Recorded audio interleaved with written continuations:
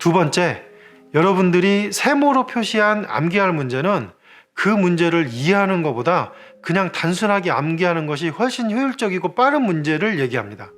자, 이제 암기할 문제를 말씀드려 보려고 하는데요.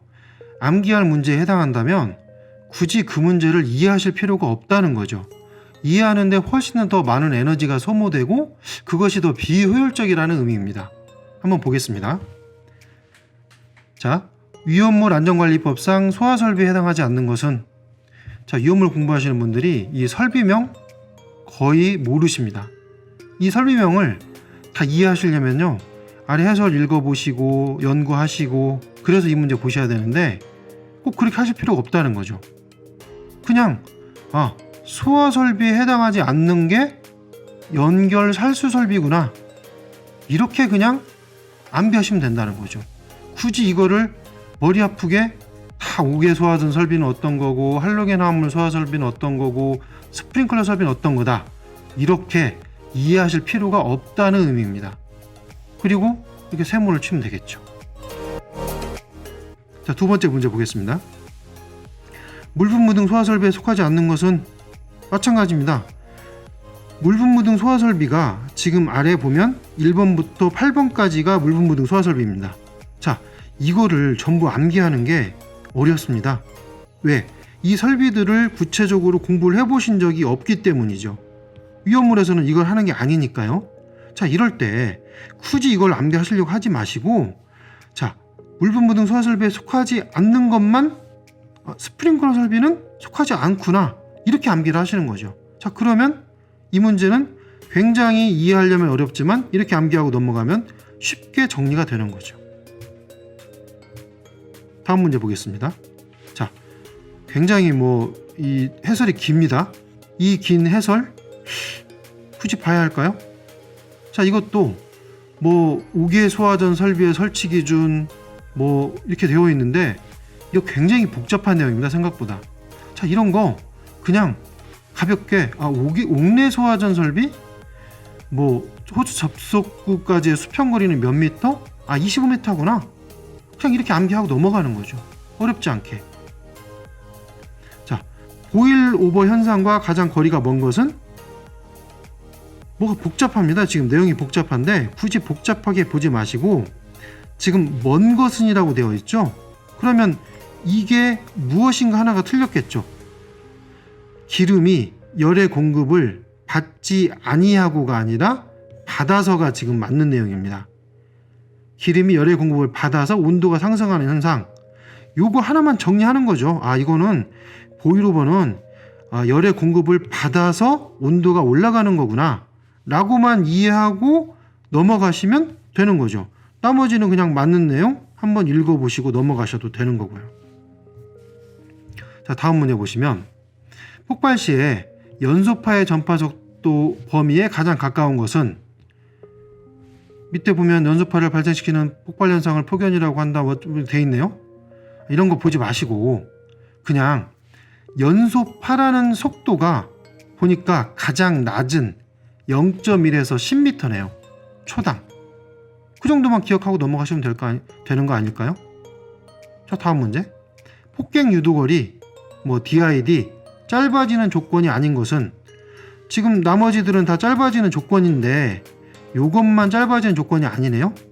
그러면 거꾸로 반경이 클수록 짧아진다는데 작을수록 짧아지는 게 맞는데 클수록이다 틀린 거네요.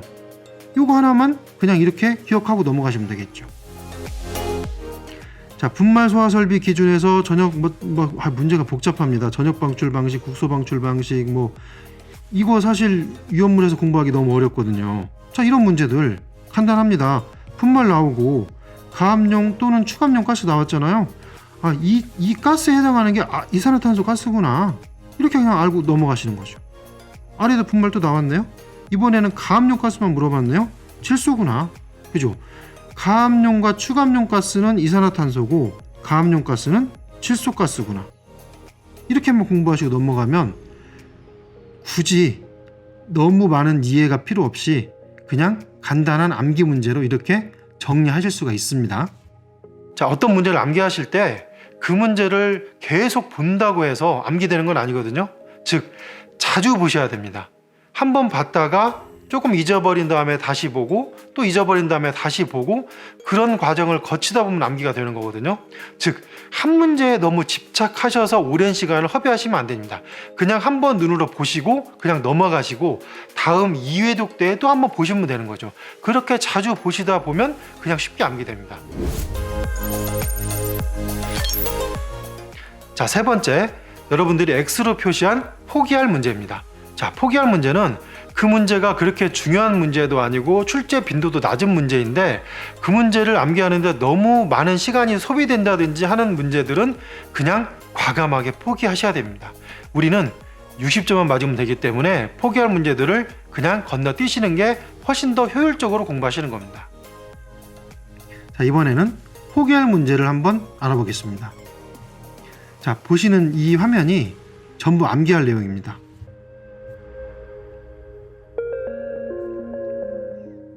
정말 많죠?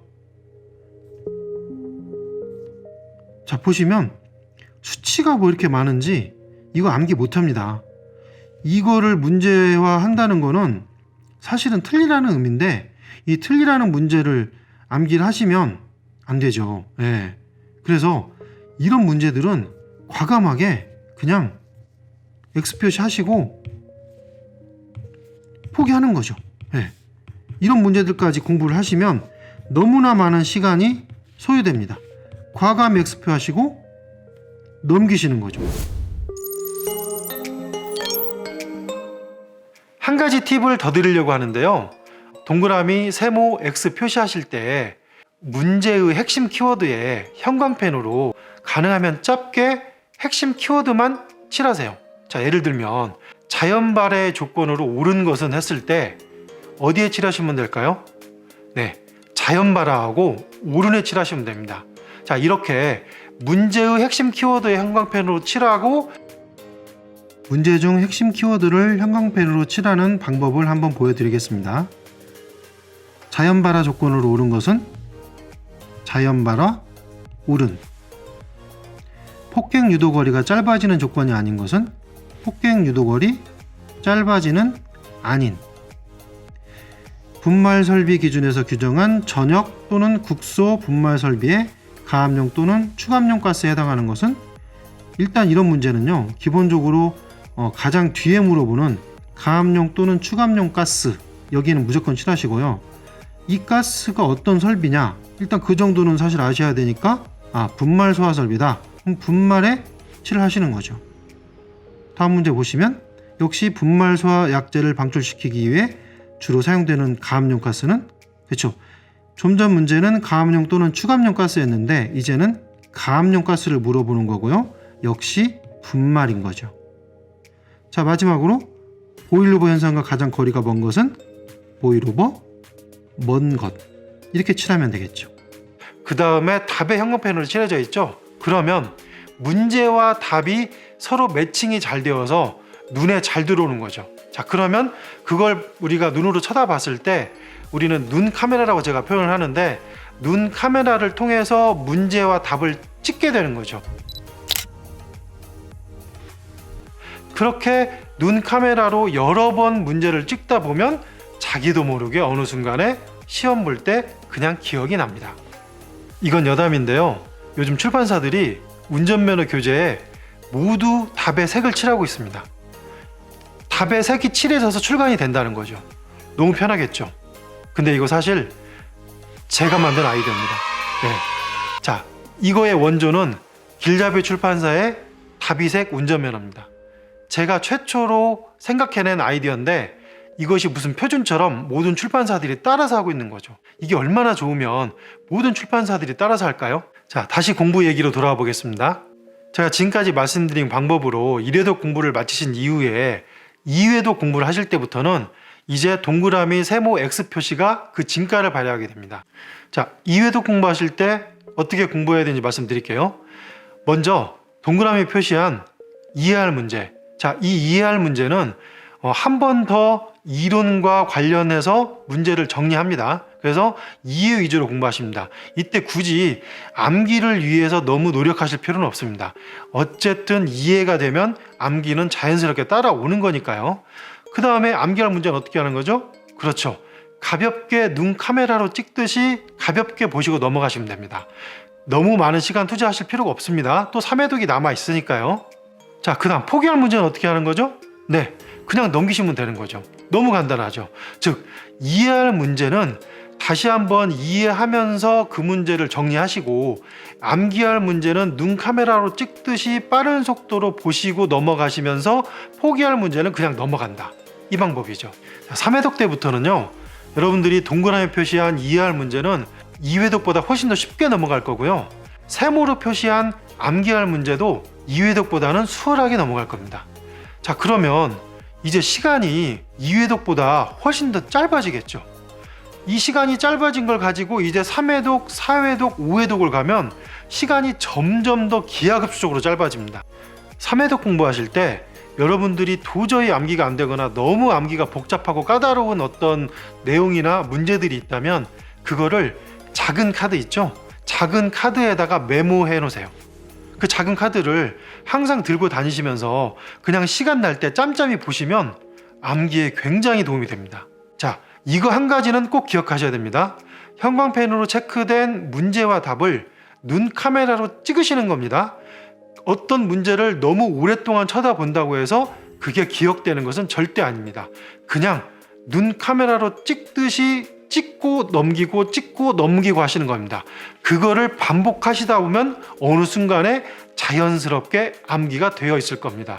자, 그러면 시간적으로 굉장히 빠른 시간 내에 회독수를 늘릴 수 있고, 그래서 효율적인 공부가 되는 겁니다. 그렇게 하셔야 훨씬 빨리 암기되고 합격도 그만큼 빨라집니다. 마지막으로 공법 한 가지 더 알려드릴게요. 만일 문제에서 다음 중 틀린 걸 고르시오라는 문제가 있다면 그 문제의 틀린 답에 맞는 내용을 밑줄 긋고 기록해 놓으세요. 그러면 그 문제의 암기가 훨씬 더 수월해집니다. 자연 발화의 조건으로 옳은 것은 이라는 문제로 설명을 드려보겠습니다.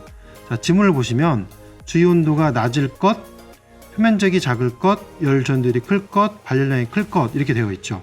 근데 이 중에서 옳은 것은 발열량이 클 것만 옳은 거죠.